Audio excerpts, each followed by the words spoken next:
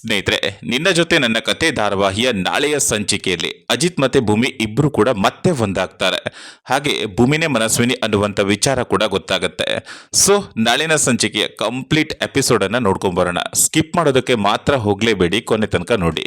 ಹಾಗೆ ಈ ಧಾರಾವಾಹಿಯಲ್ಲಿ ಯಾರ ಅಭಿನಯ ನಿಮ್ಗೆ ತುಂಬಾನೇ ಇಷ್ಟ ಆಗುತ್ತೆ ಕಮೆಂಟ್ ಮೂಲಕ ತಿಳಿಸಿ.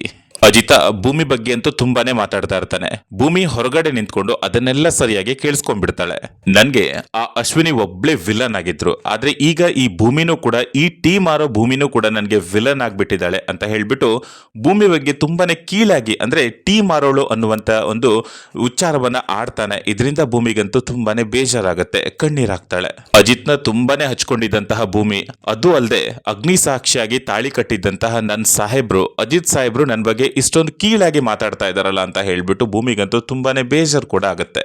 ನೋಡಿದ್ರ ಸತ್ಯಣ್ಣ, ಈ ಭೂಮಿಯಿಂದನೇ ನಮ್ಮ ಅಮ್ಮನ್ಗೆ ಈ ರೀತಿ ಪರಿಸ್ಥಿತಿ ಆಗಿರೋದು.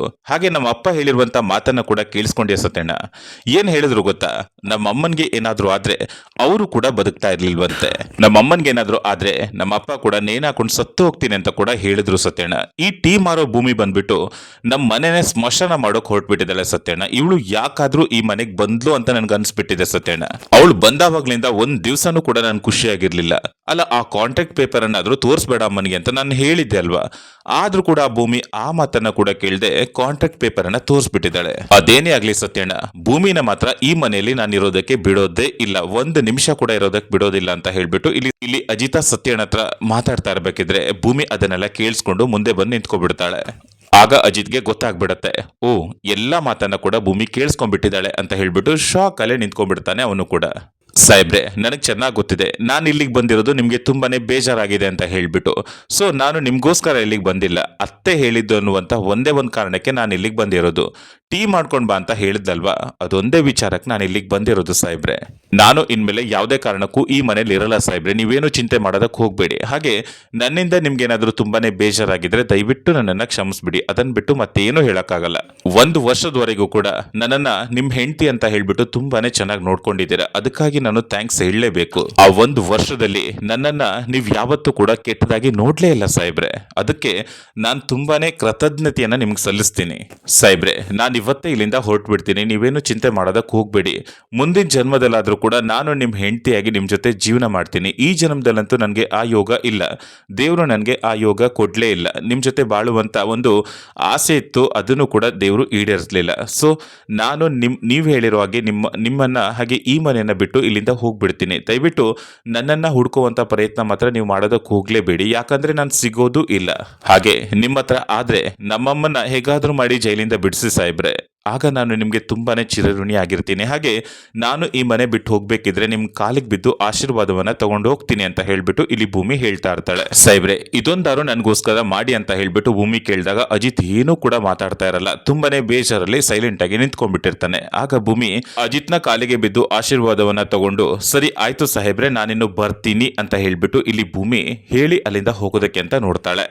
ಆಗ ಸತ್ಯಣ್ಣಗಂತೂ ತುಂಬಾನೇ ಬೇಜಾರಾಗತ್ತೆ. ಭೂಮಿ ದಯವಿಟ್ಟು ಹೋಗ್ಬೇಡ ಅಂತ ಹೇಳ್ಬಿಟ್ಟು ತುಂಬಾನೇ ರಿಕ್ವೆಸ್ಟ್ ಮಾಡ್ಕೊಳ್ತಾನೆ. ಭೂಮಿ ಈಗ ಸಂಗೀತಮ್ಮ ಕೂಡ ಹಾಸ್ಪಿಟ್ಲಲ್ಲಿ ಇದ್ದಾಳೆ, ಕೋಮಾದಲ್ಲಿದ್ಲು ಅಲ್ವಾ. ಸೊ ಇವಾಗ ಅವಳನ್ನು ನೋಡ್ಕೊಳ್ಳುವಂತ ಅವಶ್ಯಕತೆ ತುಂಬಾನೇ ಇದೆ. ದಯವಿಟ್ಟು ನೀನ್ ಈ ಪರಿಸ್ಥಿತಿಯಲ್ಲಿ ಇಲ್ಲಿಂದ ಹೋಗ್ಬಿಟ್ರೆ ತುಂಬಾನೇ ತೊಂದರೆ ಆಗ್ಬಿಡತ್ತೆ.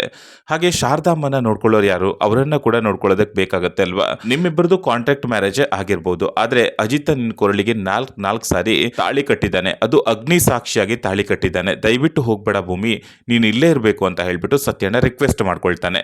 ಇಲ್ಲ ಸತ್ಯಣ್ಣ, ನಾನು ಈ ಮನೇಲಿ ಇರಲ್ಲ, ಹೋಗ್ತೀನಿ ಸಾಹೇಬ್ರೆ. ನನ್ನ ಬಗ್ಗೆ ಇಷ್ಟೆಲ್ಲ ಮಾತಾಡಿದ್ಮೇಲೆ ನಾನು ಯಾಕೆ ಈ ಮನೇಲಿ ಇರಲಿ, ನಾನಿಲ್ಲಿಂದ ಹೋಗ್ತೀನಿ ಸತ್ಯಣ್ಣ. ಹಾಗೆ ನಾನಿಲ್ಲಿಂದ ಹೋಗಿರುವಂತ ವಿಚಾರ ಯಾವುದೇ ಕಾರಣಕ್ಕೂ ಸಂಗೀತ ಅತ್ತೆಗೆ ಗೊತ್ತಾಗ್ಲೇಬಾರ್ದು, ಅವಳು ಹುಷಾರಾಗುವವರೆಗೂ ಕೂಡ ಈ ವಿಚಾರ ಗೊತ್ತಾಗ್ಲೇಬಾರ್ದು.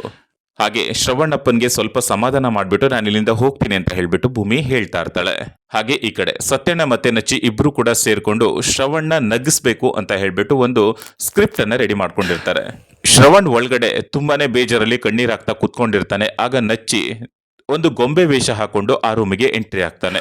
ಆ ಒಂದು ವೇಷವನ್ನ ಹಾಕೊಂಡು ಬಂದು ತುಂಬಾನೇ ನಗ್ಸೋ ಪ್ರಯತ್ನವನ್ನ ಮಾಡ್ತಾರೆ. ಆದ್ರೆ ಇಲ್ಲಿ ಶ್ರವಣ್ ಯಾವುದೇ ಕಾರಣಕ್ಕೂ ಜಗ್ಗಲ್ಲ, ಅಳ್ತಾನೆ ಇರ್ತಾನೆ, ತುಂಬಾನೇ ಬೇಜಾರಾಗಿರ್ತಾನೆ.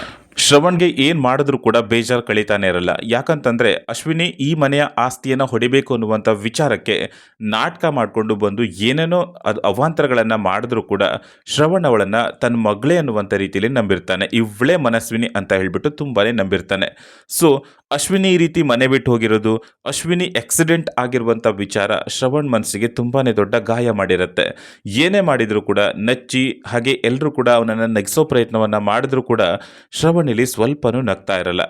ತುಂಬಾನೇ ಬೇಜಾರಾಗ್ತಾ ಇರ್ತಾನೆ. ನಚ್ಚಿ ಹಾಗೆ ಶ್ರವಣ್ ಇಬ್ರು ಕೂಡ ಎಷ್ಟೇ ಪ್ರಯತ್ನ ಮಾಡಿದ್ರು ಕೂಡ ಶ್ರವಣ್ ಕಣ್ಣೀರನ್ನ ಕರಗಿಸೋದಕ್ಕೆ ಆಗ್ತಾನೆ ಇರಲ್ಲ. ಆಗ ಅಜಿತ್ಗೆ ಹಾಗೆ ನಚ್ಚಿಗೆ ಎಲ್ಲರಿಗೂ ಕೂಡ ತುಂಬಾನೇ ಬೇಜಾರಾಗುತ್ತೆ. ಏನ್ ಮಾಡೋದು, ಮಾವನ್ನ ಹೇಗ್ ನಗ್ಸೋದು ಅಂತ ಹೇಳ್ಬಿಟ್ಟು ತುಂಬಾನೇ ಬೇಜಾರು ಮಾಡ್ಕೊಂಡಿರುವಾಗ ಆಗ ಭೂಮಿಯಲ್ಲಿಗೆ ಒಂದು ಗುಲಾಬಿ ಹೂವನ್ನ ಹಿಡ್ಕೊಂಡು ಅಪ್ಪ ಅಂತ ಹೇಳ್ಬಿಟ್ಟು ಓಡ್ ಬರ್ತಾಳೆ.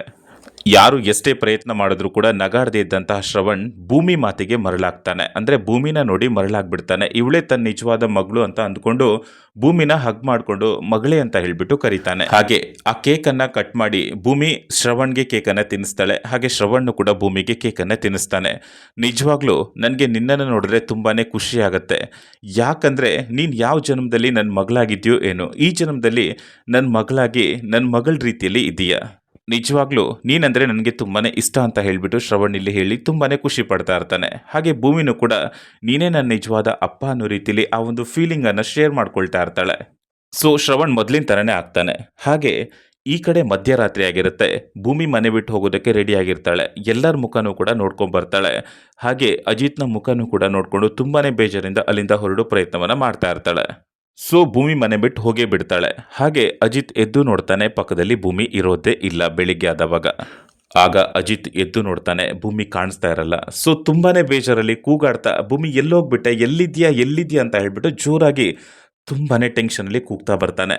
ಏನಾಯ್ತಪ್ಪ ಅಜಿತ, ಯಾಕೆ ಇಷ್ಟೊಂದು ಕೂಗಾಡ್ತಾ ಇದೆಯಾ ಅಂತ ಹೇಳ್ಬಿಟ್ಟು ಅಜ್ಜಿನೂ ಕೂಡ ಪ್ರಶ್ನೆ ಮಾಡ್ತಾಳೆ. ಅಯ್ಯೋ ಅಜ್ಜಿ, ಭೂಮಿಯಲ್ಲಿ ಅಂತ ಹೇಳ್ಬಿಟ್ಟು ಕೇಳಿದಾಗ ನಾನು ಬೆಳಿಗ್ಗೆಯಿಂದ ನೋಡೇ ಇಲ್ಲ ಕಣೋ ಅಂತ ಹೇಳ್ಬಿಟ್ಟು ಅಜ್ಜಿನೂ ಕೂಡ ಹೇಳ್ತಾಳೆ. ಆಗ ಅಜಿತ್ಗೆ ಒಂದು ಕನ್ಫರ್ಮ್ ಆಗುತ್ತೆ, ಭೂಮಿ ಮನೆ ಬಿಟ್ಟು ಹೋಗಿದ್ದಾಳೆ ಅನ್ನುವಂಥ ವಿಚಾರ ಗೊತ್ತಾಗತ್ತೆ. ಸೊ ಭೂಮಿನ ಹುಡ್ಕೋದಕ್ಕೆ ಎಲ್ಲ ಪ್ರಯತ್ನವನ್ನ ಮಾಡ್ತಾನೆ ಇಲ್ಲಿ ಅಜಿತ.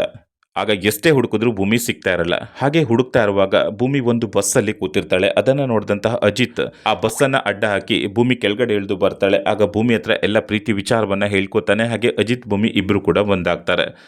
ಸೊ ಭೂಮಿನ ಮನೆಗೂ ಕರ್ಕೊಂಡು ಬರ್ತಾನೆ. ಹಾಗೆ ಈ ಕಡೆ ಭೂಮಿನೇ ಮನಸ್ವಿನಿ ಅನ್ನುವಂಥ ವಿಚಾರ ಕೂಡ ಗೊತ್ತಾಗುವಂಥ ಒಂದು ಹಂತದಲ್ಲಿದೆ. ಸ್ನೇಹಿತರೆ, ಇಲ್ಲಿಗೆ ಈ ಒಂದು ಸಂಚಿಕೆ ವಿಡಿಯೋ ಮುಕ್ತಾಯವಾಗುತ್ತೆ. ಮುಂದಿನ ಸಂಚಿಕೆಯಲ್ಲಿ ಭೂಮಿನೇ ಮನಸ್ವಿನಿ ಅಂತ ಹೇಳ್ಬಿಟ್ಟು ಗೊತ್ತಾಗತ್ತಾ. ಆ ಎಪಿಸೋಡನ್ನು ನೋಡಬೇಕು ಅನ್ನುವ ಕುತೂಹಲ ಇದ್ರೆ ಈ ಚಾನಲ್ಗೆ ಸಬ್ಸ್ಕ್ರೈಬ್ ಆಗಿರಿ. ಸಿಗೋಣ ನೆಕ್ಸ್ಟ್ ಅಪ್ಡೇಟಲ್ಲಿ. Thank you for watching.